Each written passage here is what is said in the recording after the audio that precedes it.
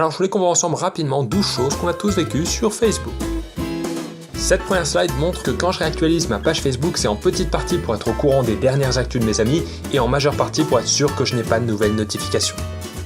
D'ailleurs, mon bonheur dans une journée augmente beaucoup quand je reçois une nouvelle notification, mais redescend très vite quand je me rends compte que c'est une invitation pour jouer à Clash of Clans.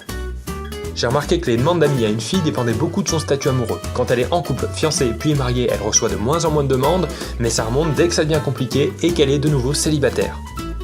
Quand je reçois une invitation à un événement, je réponds toujours peut-être, ce qui veut dire en fait, je vais pas maintenant pour pas te vexer, mais je vais pas mettre oui pour pas recevoir toutes les notifications de merde qui vont aller avec ton événement. Ça, c'est un petit dessin qui résume bien mon anniversaire depuis que j'ai Facebook. Et le pire, c'est que je suis heureux avec ça. On voit avec ce graphique que ce que ma famille plus ma copine plus mon médecin traitant savent de moi est bien inférieur à ce que Facebook sait de moi. Avec les années, mes amis qui disent vouloir fermer leur compte Facebook sont de plus en plus nombreux, mais avec les années, personne n'ose vraiment jamais le faire.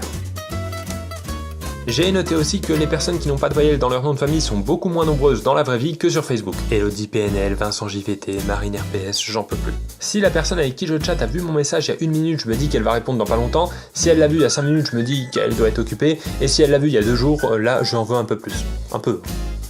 Ça c'est le temps que je passe à explorer le profil d'un nouvel ami. Et ça c'est le temps que je passe à épier le profil d'une nouvelle amie. D'ailleurs, si je like une photo de quelqu'un qui a été postée dans la journée, je passe pour quelqu'un de normal. Mais si je like une photo qui a été postée il y a 5 ans, là je passe pour un vrai psychopathe. Je sais pas pourquoi.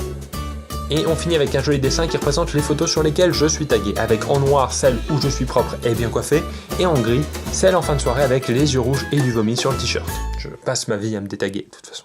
Voilà, j'espère que cette vidéo vous a plu, n'hésitez pas à la partager sur Facebook par exemple, et puis surtout abonnez-vous, il y a un moment faut arrêter de déconner, il faut s'abonner. Moi j'ai tout mon temps donc allez-y.